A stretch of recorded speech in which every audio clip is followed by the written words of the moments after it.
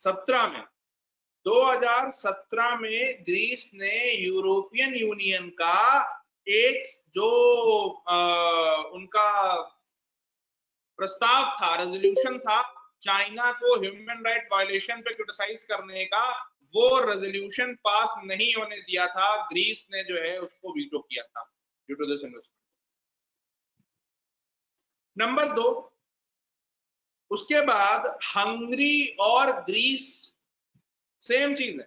Hungary और Greece ये दोनों कंट्रीज जो हैं वो मिल करके क्या करते हैं, साउथ चाइना सी पर एक रूलिंग आती है कि साउथ चाइना सी जो है वो ओपन रहेगा और सारा कुछ रहेगा, उस रूलिंग को प्रिवेंट करते हैं, उस रूलिंग पर यूरोपियन यूनियन के रेजोल्यूशन को प्रिवेंट करते हैं फिर से यही दोनों कंट्रीज, सॉरी ग्रीस और हंगरी इस बार।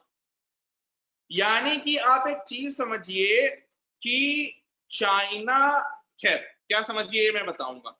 उसके बाद एक और एग्जांपल,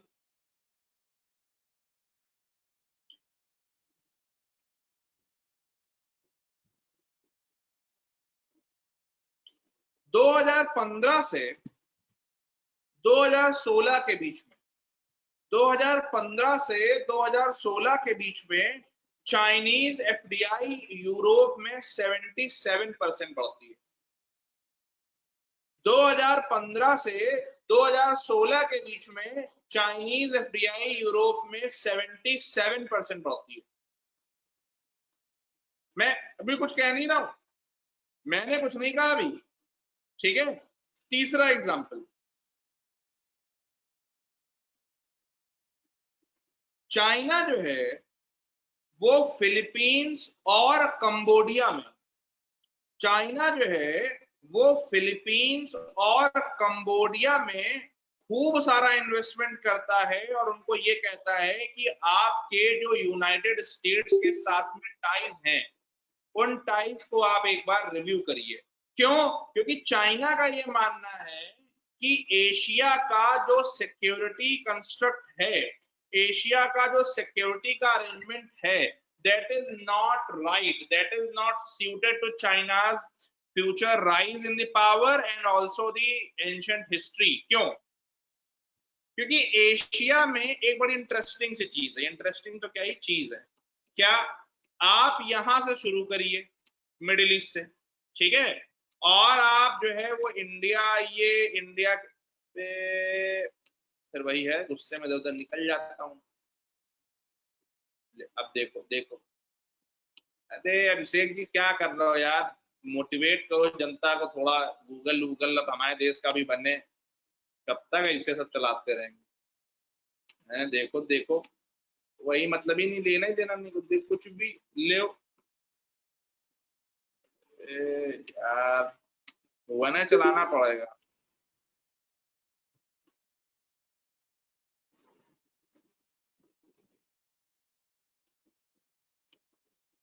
ठीक है, ये जो है आपका कंबोडिया है, कंबोडिया के बगल में ये जो है वो आपका, ये कौन सा देश है सुयोधन, चट्ट से बता दो, बिल्कुल घुस जाएंगे लैपटॉप के अंदर। सुयोधन ये कौन सा देश है? चलो बच गई, ये लाओस है और ये है आपका वियतनाम। ठीक है, ध्यान रखिएगा नए लोग, उन लोग तो कह रहे रट रटा गया ऐसा लगा आज मुझे पहली बार मैप। खैर, तो आप समझिए ये क्या बोल रहे हैं, ये कंबोडिया से, फिलीपीन से क्या कह रहे हैं कि भैया आप अमेरिका के साथ में जो आपके रिश्ते हैं, जो आपने उनके साथ में सिक्योरिटी ट्रीटी साइन करके रखी है, और आप जो अमेरिका को बहुत ज्यादा स्पेशल अपना बड़ा भाई मानते हो, और अमेरिका पे जो आपकी सिक्योरिटी डिपेंडेंस है उसको कम करिए। क्यों? अब मैंने आपके सामने तीन बड़े एग्जाम्पल रखे, अब इन तीनों की जरा करते हैं एक बार मन से, दिल से एनालिसिस। ठीक है, एक लाइन है बड़ी बेहतरीन, समीर सरन ने लिखी है, किताब का नाम है पैक्स सिनिका, अभी कोई पूछ भी रहा था। ठीक है, एक बहुत बेहतरीन लाइन लिखी है और वो ये,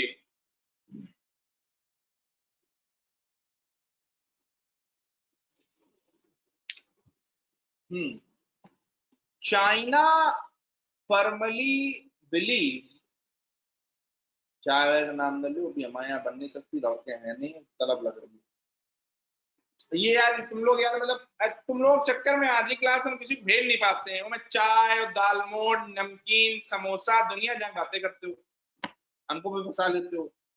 China formally believes that the Asian continent was split into artificial geographies. Line सुनना, Asian continent was split into artificial geographies. China का ये मानना है कि जो एशिया है वो जबरदस्ती की आर्टिफिशियल ज्योग्राफी में बटा हुआ है, कि ये पाकिस्तान अलग है, ये इंडिया अलग है और चाइना अलग है और ये।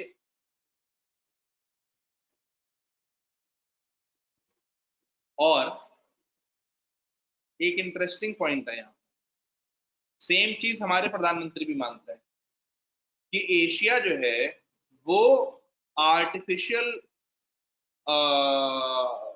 ज्योग्राफीज में बटा हुआ है, और ये आर्टिफिशियल ज्योग्राफीज किसकी देन है? कॉलोनियल रूल की देन। ये आर्टिफिशियल जो ज्योग्राफीज हैं ये किसकी देन है? कॉलोनियल उसकी देन है, कॉलोनियल रूल की देन। आर्टिफिशियल ज्योग्राफी मतलब जैसे हमारे देश का डिवीजन हो गया ना, अगर आप हमारे देश के नेचुरल बाउंड्री देखिए तो इधर हिंदुकुश से जो है, नेचुरल और आर्टिफिशियल तो समझते हो, अगर हमारी नेचुरल बाउंड्री देखिए तो क्या होनी चाहिए थी? हिंदुकुश से लेकर के और ये हिमालय से लेकर के और पूरा ये यहाँ तक होना चाहिए था, ठीक है ना। तो चाइना का भी ये मानना है कि भाई ये एशिया जो है वो जबरदस्ती की ज्योग्राफीज में आपने बांध करके रखा है, नेचुरल बाउंड्रीज को आप मानिए, नेचुरल बाउंड्रीज को आप अडर करिए। खैर, अब अगली लाइन जो है वो बड़ी जानदार, the regions induction into the new world order.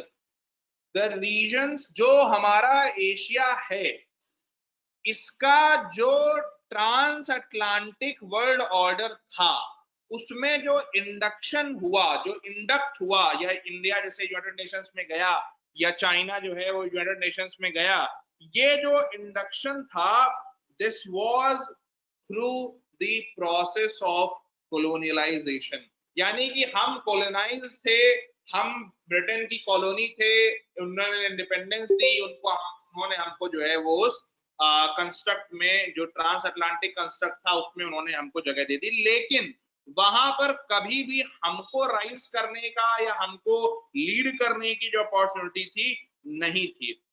And next line is my favourite. अब था क्या कि चूंकि आप एक कॉलोनाइज्ड कंट्री थे, आप एक कॉलोनाइज्ड पावर थे, और उस प्रोसेस ऑफ कॉलोनाइजेशन के द्वारा आपका इंटरनेशनल ऑर्गेनाइजेशंस में आपकी एंट्री हो रही थी और वहां पर आपको लिया जा रहा था, इसकी वजह से क्या हुआ?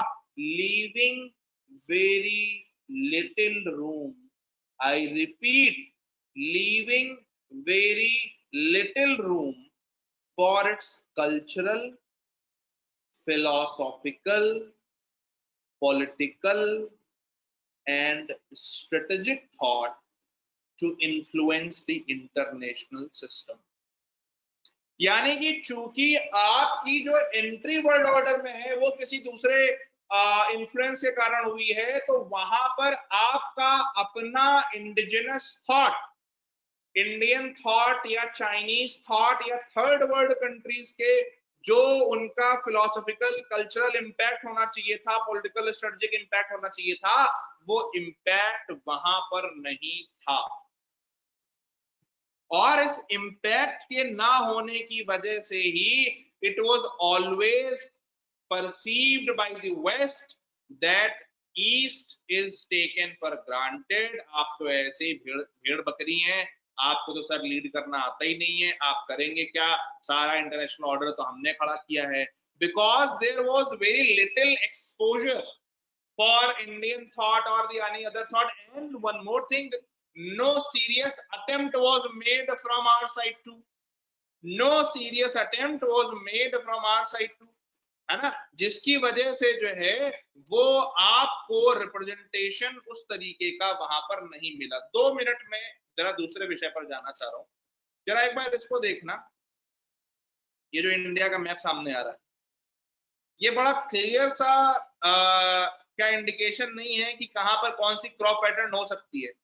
पुराने वाले लोग, क्या ये एग्जैक्टली जो अपन ने मैप में रट रखा था रेनफॉल पैटर्न, वेजिटेशन पैटर्न, उसको रिप्रेजेंट नहीं कर रहा है? याद है सभी को? हाँ ना, जल्दी जल्दी सभी लोग।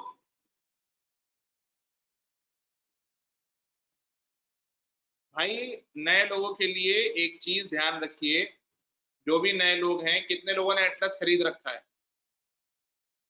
कितने लोगों ने एटलस खरीद रखा है? कितने लोगों ने नहीं खरीद रखा है?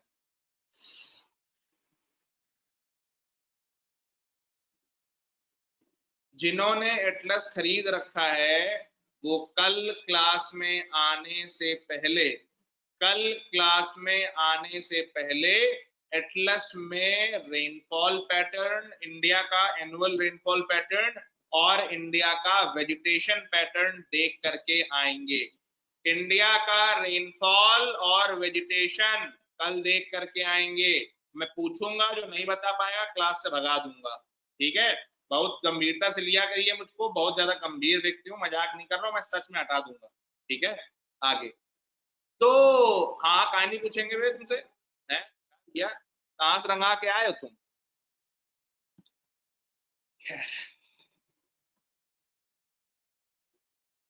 और देखिए आप लोग, अभी आप लोगों ने गुस्सा देखी नहीं है मेरी, ठीक है? बहुत, मैं भगा दूंगा बिल्कुल, ठीक है?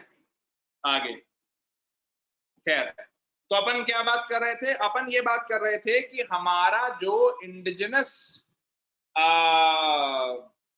थॉट था, या हमारा जो ईस्ट की जो philosophical, cultural, political, strategic thought था, वो इंटरनेशनल इन सिस्टम को इन्फ्लुएंस नहीं कर पाया। इसमें कोई दिक्कत हो तो बताइए।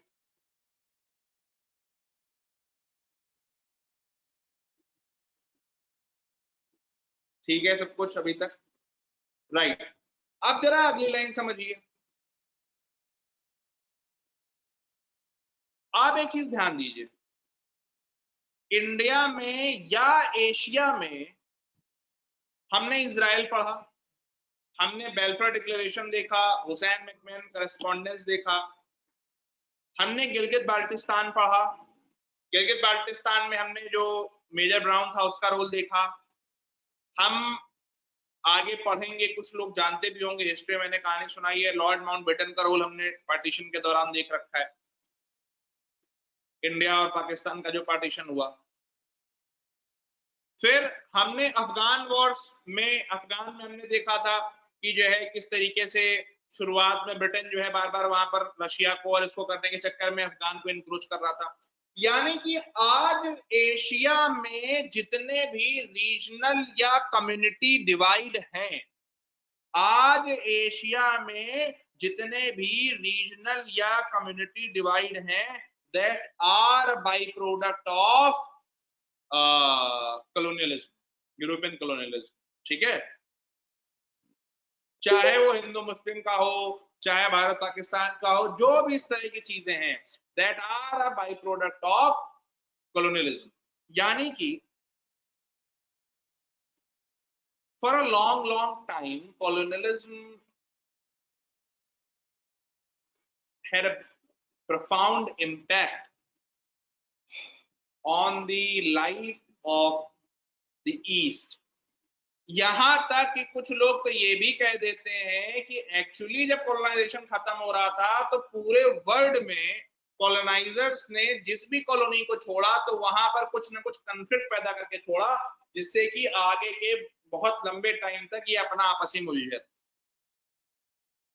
ठीक है, खैर, तो एक तो ये चीज है, लेकिन Xi Jinping and Narendra Modi shares a common thing. What is that? They both rely, they both advocate on philosophical, cultural political and strategic indigenous thought that will reshape the world. Xi Jinping and Narendra Modi both wants indigenous political, spiritual, cultural thought to reshape the world. बात समझ आ रही है? अभी आत्मनिर्भर भारत वाली speech जो प्रधानमंत्री की थी वो पूरे इसी मुद्दे पर थी। सभी को समझ आ रहा है बात? ठीक है। अच्छा, उल्टा सवाल पूछना पड़ेगा। कितने लोग जिन्हें नहीं समझ में आ रहा है? कोई हो तो बता दीजिए।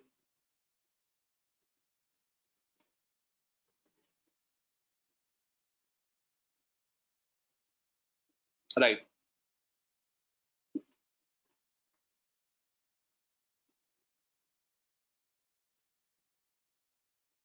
अरे पॉलिटिकल इंडिजिनस थॉट मतलब राजनैतिक रूप से हमारा अपना मूल विचार हो, जैसे एकात्म मानव दर्शन है। कल्चरल रूप से हमारा अपना विचार हो, उसी तरह से स्ट्रेटेजिक रूप में भी हमारा जैसे चाणक्य का विचार है वो हो। तो वो अलग अलग 4 पहलू हैं। ठीक है। खैर, and belt and road initiative allows China to have these 4 things: cultural, political, strategic, और एक और कौन सा बोला था?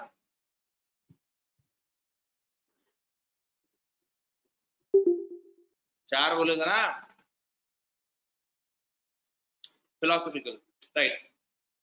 तो belt and road initiative allows China to have these influence, or Belt and Road Initiative allows China to at least create her own influence in a region.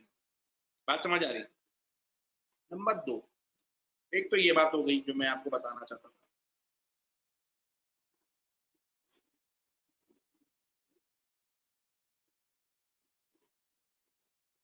उसके बाद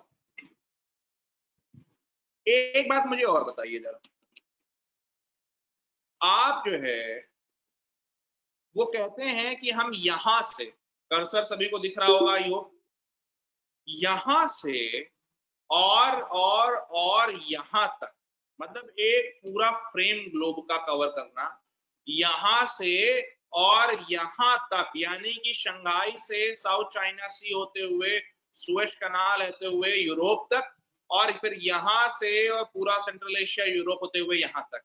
जब आप कह रहे हैं कि आप इतना बड़ा इंफ्रास्ट्रक्चर ले डाउन करेंगे,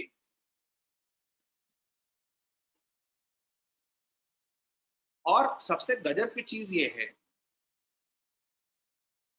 कि ये पूरा का पूरा इंफ्रा जो है, it will be a growth engine for China.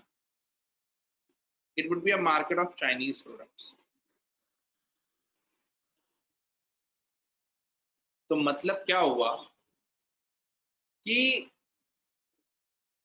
कैसे मामला बदल गया, समझिए।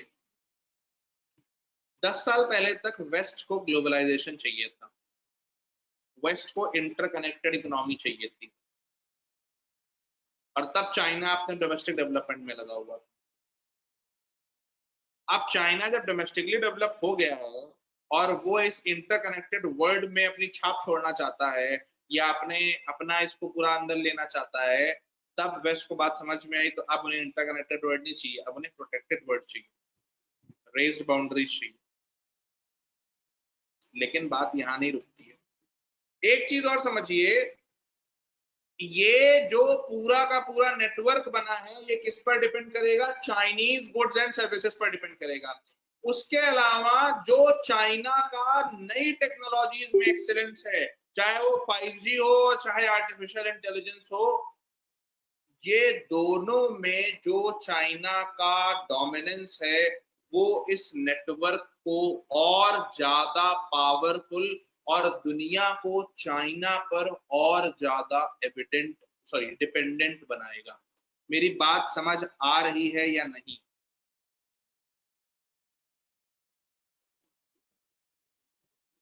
एक बहुत छोटा सा एग्जांपल है कि गूगल ने वो रिमूव चाइना ऐप हटा दिया। आई वॉज वेरी लिविड कि मित्रों ऐप और इन्होंने ये दोनों हटा दिया, ठीक है। और रीजन क्या दिया इसका कि वो तो कॉपी कर रहा था किसी और को। भैया इतने सारे जो है ऐप सेम टाइप के रहते हैं, आपको वो नहीं दिख रहे?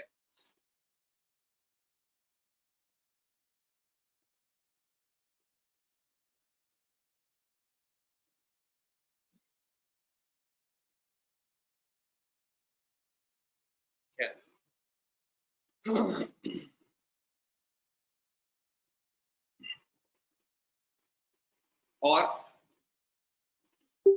जब एक बार ये बेल्ट एंड रोड इनिशिएटिव,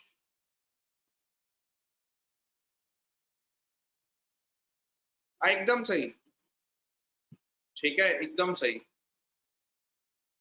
मित्रों इंडियन ऐप था भाई, कौन बोल रहा है पाकिस्तानी ऐप था?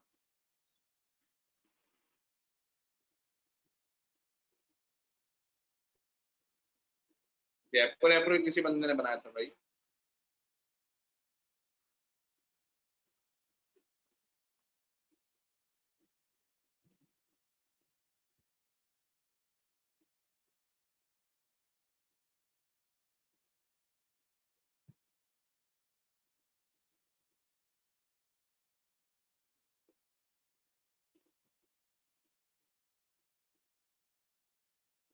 अच्छा,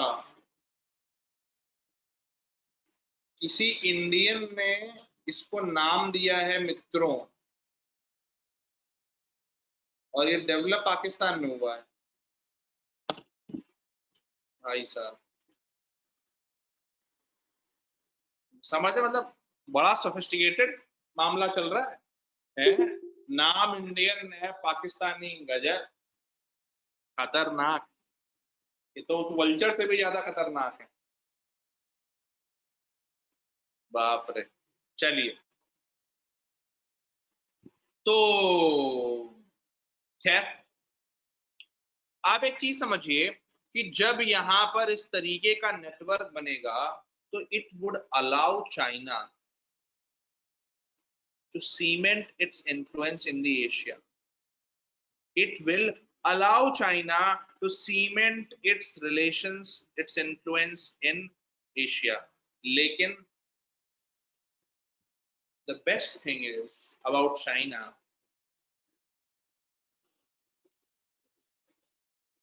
चाइना को एशिया नहीं चाहिए। चाइना को एशिया नहीं चाहिए। क्या चाहिए? Any guesses?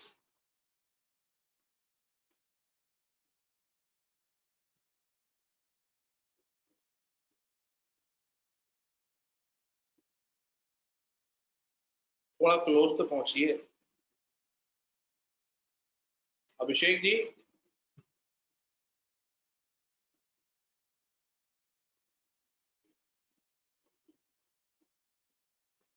चाइना को यूरेशिया चाहिए, और चाइना का ये मानना है कि एक्चुअल में ये जो एशिया और यूरोप के बीच की बाउंड्री है, that is artificially raised. Actually, it is a greater continent called Eurasia. अब कुछ चीजें सुनिए।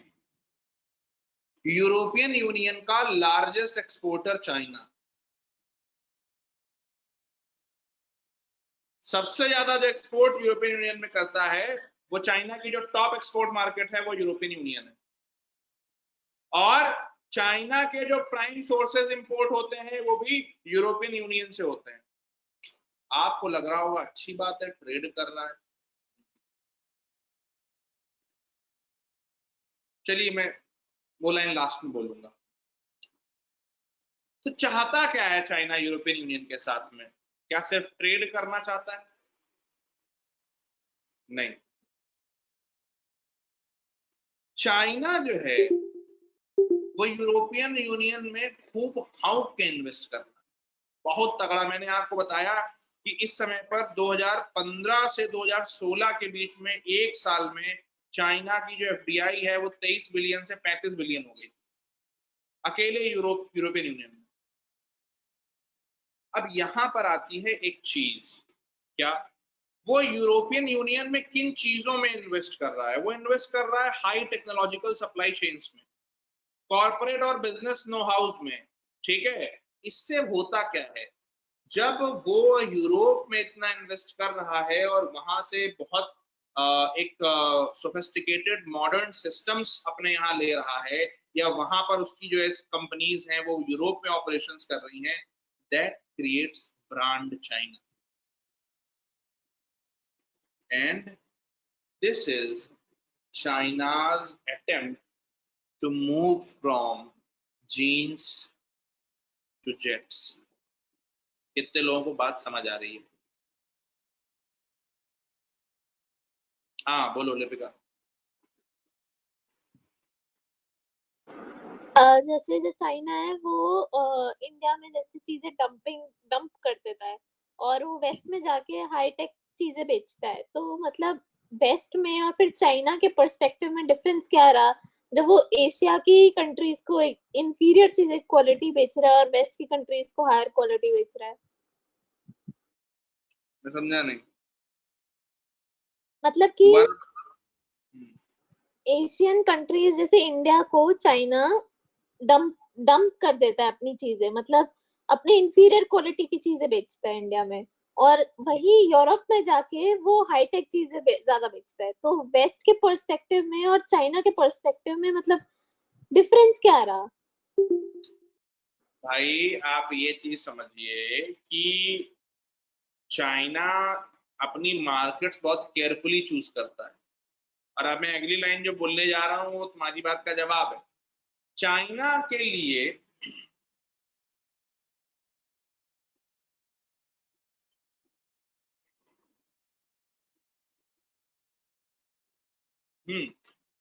China views Europe as the only real market for high-end goods। China के लिए यूरोप जो है it is the only market for high end goods.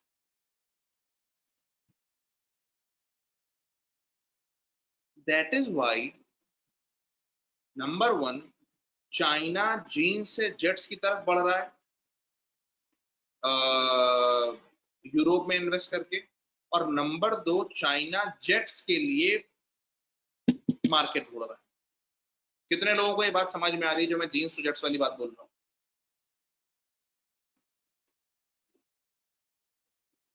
कितने लोगों को जीन्स टू जेट्स वाली बात समझ में आ रही है? नहीं आ रही है। मैं आपसे सिंपली सिर्फ इतना कह रहा हूं कि चाइना जो है वो लो एंड मैन्युफैक्चरिंग से, चाइना जीन्स की मैन्युफैक्चरिंग से, चाइना लो एंड मैन्युफैक्चरिंग से हाई एंड मैन्युफैक्चरिंग की तरफ जा रहा है। पहनने वाली जीन्स बनाते बनाते उड़ाने वाले जेट्स की तरफ जा रहा है। कैसे? ब्रांड चाइना बना करके, लोगों को ये बता करके कि yes we can make these goods. और वो कैसे? कई बार यूरोपियन टेक्नोलॉजीज लेकर के, यूरोपियन कंपनीज के साथ में जॉइंट वेंचर करके, या यूरोप में अपना बेस बना करके, वहां की मार्केट में एक्सेस करके, और वहां के लोगों में एक ट्रस्ट पैदा करके चाइना जो है वो जीन्स टू जेट्स की तरफ बढ़ रहा है। अब बात समझ में आती है या नहीं? राइट। नंबर 2,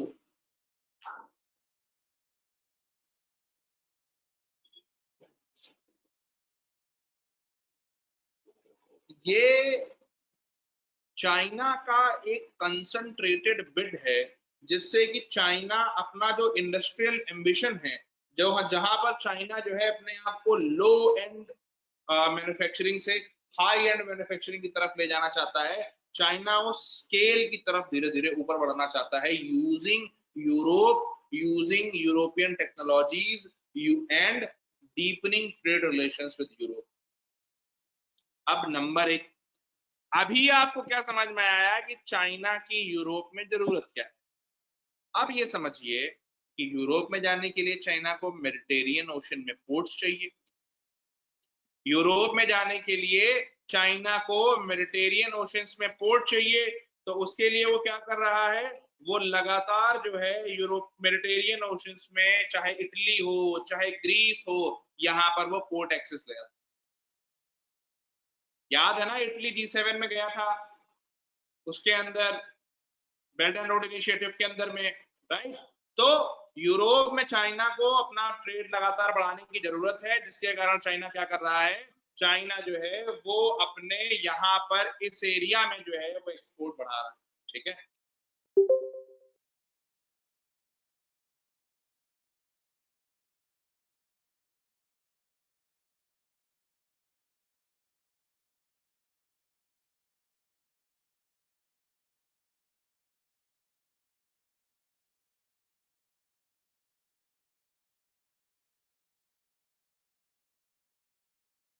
ठीक है, तो ये चीज जो है वो ध्यान रखिए कि आपकी चाइना की यूरोप में नीड क्या है, और उस नीड को फुलफिल करने के लिए उसको यहाँ पर ट्रेड रूट चाहिए, यहाँ पर पोर्ट चाहिए, जिसके कारण वो इटली और ग्रीस में घुस रहा है। Now comes the actual game, and that is China perceives this entire region as one, यहां से लेकर के और यहां तक। क्यों? क्योंकि ये करने में चाइना का फायदा है। क्यों? क्योंकि आज उसको यूरेशिया इकट्ठा चाहिए, आज उसको यूरेशिया एक चाहिए। क्यों एक चाहिए?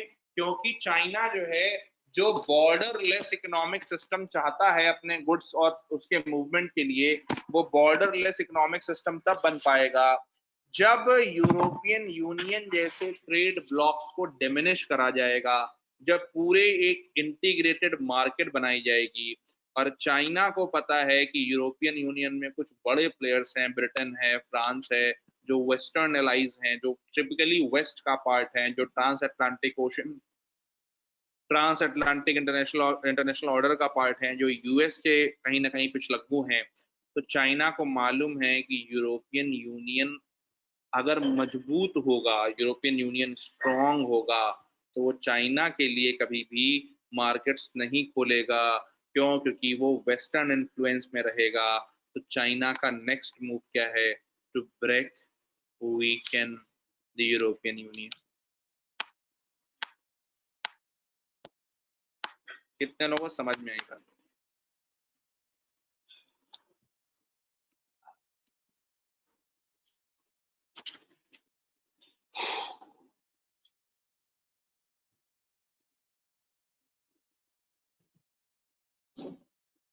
राइट। तो चाइना का जो नेक्स्ट मूव है वो ये है कि to break and weaken the European Union. और उसके लिए उसने क्या किया, अब समझिए, उसके लिए उसने दो तरीके के काम चालू करे। पहला, नंबर वन, इन्वेस्टमेंट। मैंने आपको बताया ग्रीस में इन्वेस्टमेंट करा, और ग्रीस ने इन्वेस्टमेंट के बदले में क्या दिया, चाइना का, जब यूरोपियन यूनियन जो है वो चाइना के ह्यूमन राइट वायलेशन पर बात करना चाहता था, तो उसने उस प्रस्ताव को वो रोक लिया।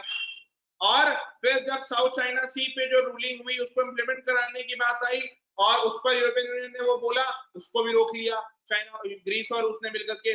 यानी कि China is A influencing, B forcing, three कोयर्सिंग।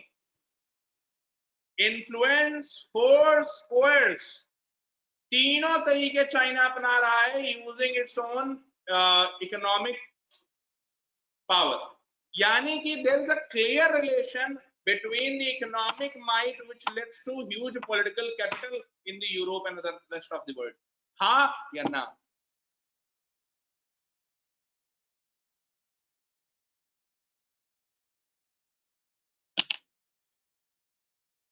ठीक है, चलिए। बहुत मैं आपको मतलब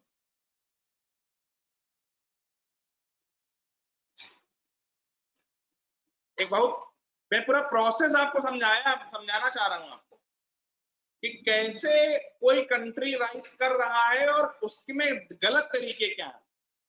ठीक है ना? तो हल्के में नहीं लेना। खैर, तो ये बात होगी। और उसके बाद चाइना ने क्या किया, उसके बाद चाइना ने G7 में फूट डाली, जिस पर मैंने कल आपको बात बताया था, ठीक है, जिस पर जो है चाइना ने G7 में फूट डाली, इटली को निकाला, जो मैंने कल आपको बताया था, और इटली को जो है वो BRI के बैंड वैगनिज्म में चढ़ा लिया। इटली जो है वो चाइना के साथ में रेडी हो गया, जिससे कि यूरोप में उसका एक्सेस और इंप्रूव हो गया। एक और एग्जांपल, कितने लोग मेसूत ओजिल को जानते हैं? मेसूत ओजिल, एनीबॉडी? मेसूत ओजिल नहीं जानते, नहीं जानते, कोई नहीं जानता? कोई सॉकर वॉकर का फैन नहीं है क्या, फुटबॉल जिसको हम यहाँ देखते हैं? मैं भी नहीं हूँ वैसे, ठीक है। मेसूत ओजिल एक जर्मन प्लेयर है ऑफ टर्किश ओरिजिन, ठीक है।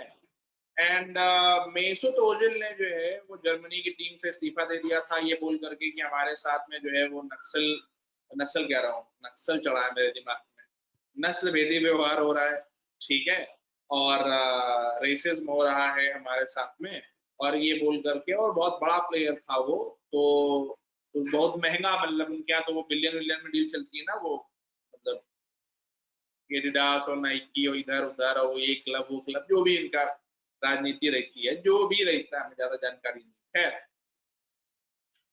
तो मेसूत ओजिल जो है, एडिडास ने उसको कल या परसों $20 मिलियन की उससे डील तोड़ दी। जानते हैं क्यों? क्योंकि मेसूत ओजिल ने चाइना में उइगुर मुस्लिम्स के अगेंस्ट में आवाज उठाई थी। उसने कहा था कि चाइना में उइगुर मुस्लिम्स के अगेंस्ट में जो हो रहा है वो गलत है। अब आप बताइए कितना लिबरल है दुनिया, कितना लिबरल है वर्ल्ड? ये न्यूज में है, आप पढ़ सकते हैं। तो जर्मनी के साथ भी जो है वो चाइना के ट्रेड रिलेशन जो है वो बेटर लगातार होते जा रहे हैं।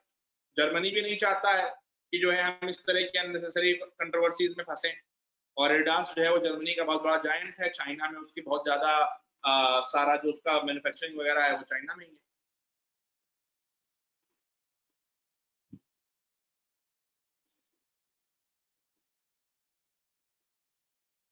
तो आप समझिए कि किस तरीके से कोयर्स करता है चीजों को, क्या कितने कॉम्प्लेक्स मैकेनिज्म एम्प्लॉय किए जा रहे हैं चीजों को करने के, ठीक है। फिर अब आते हैं मेन उस पर, एक बड़ी अच्छी लाइन है, China has always believed that the divide between Europe and Asia is an artificial, modern, and particularly Western construct. I repeat, China has always believed that the divide between Europe and Asia is an artificial, modern, and particularly Western construct.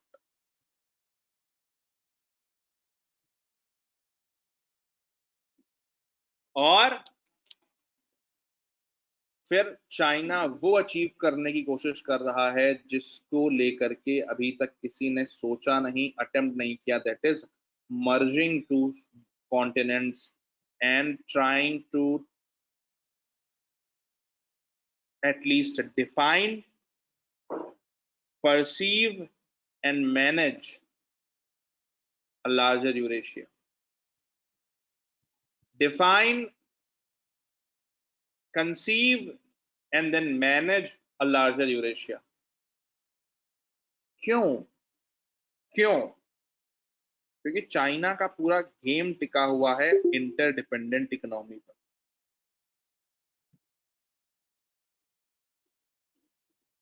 China का पूरा game टिका हुआ है China के उस global expansion पर, जो कि जियो इकोनॉमिक थ्रस्ट पर डिपेंड करता है कि हम सारी ज्योग्राफीज को अपने लैंड नेटवर्क से कनेक्ट करते जाएं और faster movement of goods and services हो, और वो गुड्स एंड सर्विसेज हमारी।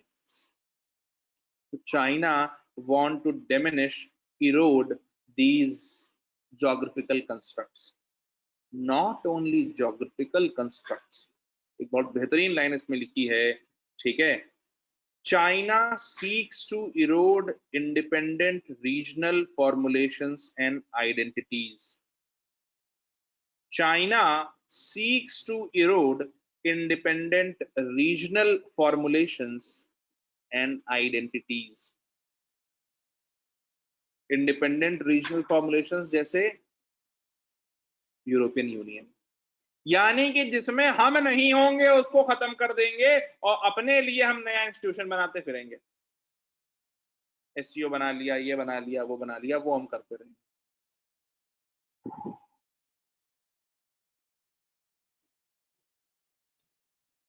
तो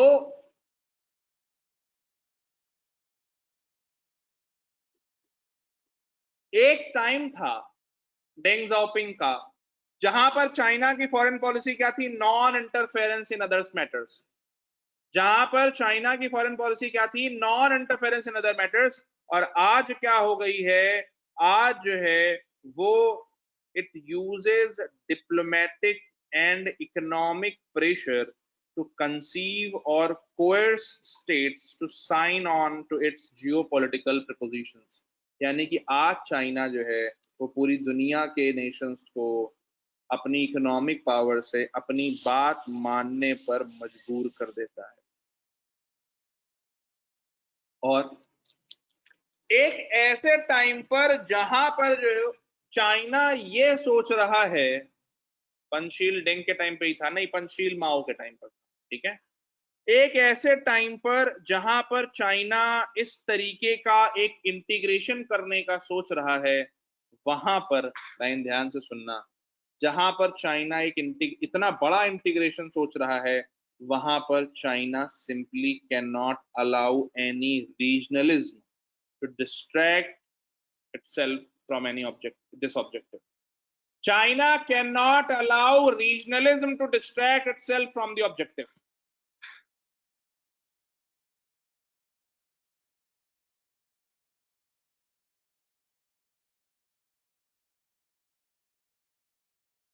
वो रीजनलिज्म तिब्बत का है, वो रीजनलिज्म गिलगित बाल्टिस्तान का है, वो रीजनलिज्म शिनजियांग का है, काशगर काशी का है, वो रीजनलिज्म यूरोप का भी है। यहां चाइना लिबरल बनना चाहता है ना रे, ना इंटरकनेक्टेड, क्या बात कर रहे हैं आप सब, हम एक ही हैं और वुहान फैला के धीरे से कोने में निकल लेते हैं। आप समझ रहे हैं? And then it cannot allow powers like India and collectives like European Union to carve out their own sphere of influence. That is the trademark China. China cannot allow the individuals like India and collectives like European Union to carve out their own sphere of influence. ये China का सच है, क्योंकि China ये चाहता है कि सिर्फ और सिर्फ चाइनीज इन्फ्लुएंस होना चाहिए। चाइना के साथ एक बड़ी दिक्कत है, when we say that we are ready to share, if it was up to China we would have a French China, German China, अरे रे रे ये क्या हो गया, French China, German China and Arabic China, right right right right, ठीक है।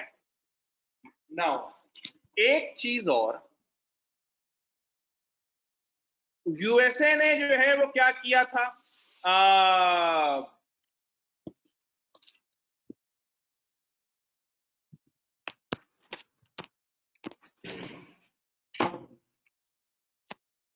USA ने जो है वो क्या किया था, सेकेंड वर्ल्ड वॉर के बाद में अपना वर्ल्ड ऑर्डर बनाते समय यूएसए ने एक बहुत सिंपल सा काम किया था, और वो काम ये था कि USA started investing in things like IMF, WTO, world bank. और आप देख रहे हैं कि सेम चाइना ने भी यही किया। कल वो मैंने आपको बताया भी था कि चाइना भी जो है वो क्या कर रहा है, चाइना भी सेम चीज वैसी चीजों में इन्वेस्ट कर रहा है, एडीबी बना रहा है, नेशनल डेवलपमेंट बैंक बना रहा है, बेल्ट एंड रोड इनिशिएटिव बना रहा है, ये सारी चीजें बना रहा है। लेकिन यहाँ पर एक बड़ी बेहतरीन सी चीज है, वो समझिए। ऑस्ट्रेलिया के प्राइम मिनिस्टर हैं केविन रड, जिनके बारे में मैंने आपको बताया भी था, ठीक है, उन्होंने एक बहुत बेहतरीन लाइन बोली थी। उन्होंने कहा था, very soon we will find ourselves at a point in history, very soon we will find ourselves at a point in history when, for the first time since George III, a non-Western, non-democratic state will be the largest economy in the world. And if this is the case, how will China exercise its power in the future international order? Will it accept the culture, norms, and structure of the post war order, or will China seek to change it? And the answer to Kevin Rudd's question is, China is creating parallel organizations, which means that it is clearly stating that if you don't play by my rules, we will break your organizations, we will weaken them, and I will have my own parallel organizations effective by then. But the thing is, COVID-19 has changed entire game. यहां तक कोई doubt हो तो बताइए पहले।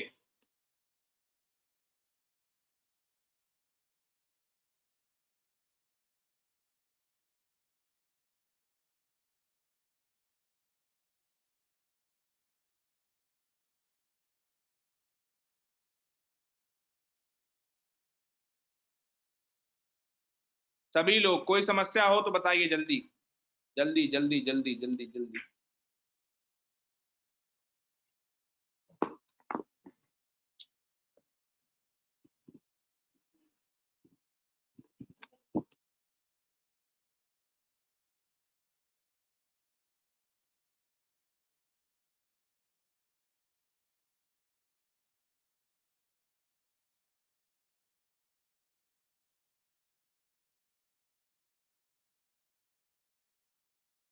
ध्यान रखिए, आज की जो आपकी क्लास है उससे जो एक important message that you would drive out is this strategy of dividing EU, the strategy of getting into EU, and then claiming ports, coming close to the Middle Eastern Empire, जिस जिस तक अभी China uncomfortable feel करता था क्योंकि वो उसके अपने यहाँ उइगुर मुस्लिम्स थे, उनको सप्रेस कर रहा था। Investing into the Africa, specially on the shores, ठीक है, जिससे वहां पर वो पोर्ट अपने रख सके, ठीक है, and then G7, Greece, Hungary, उनका यूज करना अपनी पॉलिटिकल इन्फ्लुएंस को एक्सरसाइज करने के लिए, and then the larger construct of Eurasia. यानी कि अगर आप एक चीज देखें चाइना के बारे में, तो चाइना का प्रैग्मेटिज्म हमेशा चाइना की अपनी कंडीशन से आता है। कल तक वो वर्ल्ड को लीड करने के लिए तैयार नहीं था तो उसकी स्ट्रेटजी अलग थी, आज वो है उसकी स्ट्रेटजी अलग है। तो आप बोल सकते हैं कि चाइना अपने आप में नेशनल इंटरेस्ट से ड्रिवन, और उसका जो पूरा का पूरा जो प्रैग्मेटिज्म है वो पूरा का पूरा उसके नेशनल इंटरेस्ट से आता है। हमारे लिए लेसन्स क्या है? हम भी जीन्स सुजेट्स की उसमें जाना चाहते हैं, ठीक है, हमारे लेकिन मॉडल्स अपने इनोवेशन से ड्रिवन हैं, लेकिन हम भी जो है, जिन लोगों को shifting controls of foreign policy वाला लेक्चर याद हो, उसमें भी हमने क्या कहा था? Attending Europe. हम भी अब यूरोप को अटेंड करना चालू करें, हम भी यूरोप की तरफ जाना चालू करें, या हम भी जो, और हमारा जो फोकस अभी है वो यूएसए और इस तरह की कंट्रीज पर ही पड़ा है। यूरोप से हमारा जो ट्रेड है वो बहुत ज्यादा नहीं है, वहां की मार्केट्स में हाई क्वालिटी गुड्स मैन्युफैक्चर करके डालना चालू करें। तो हमारा भी एक जैसे ब्रांड चाइना बना है वैसे ही ब्रांड भारत भी बनेगा, और उसके बाद लोगों में बिलीफ आएगा, तब आप जो है वो ग्लोबल वैल्यू चेन का हिस्सा बन सकते हैं। क्योंकि देखिए, इंटरनेशनली ग्लोबल वैल्यू चेन्स का हिस्सा बनना और बड़ी बड़ी कंपनीज के साथ काम करना, ये ट्रस्ट से ही आता है। तो जब तक आप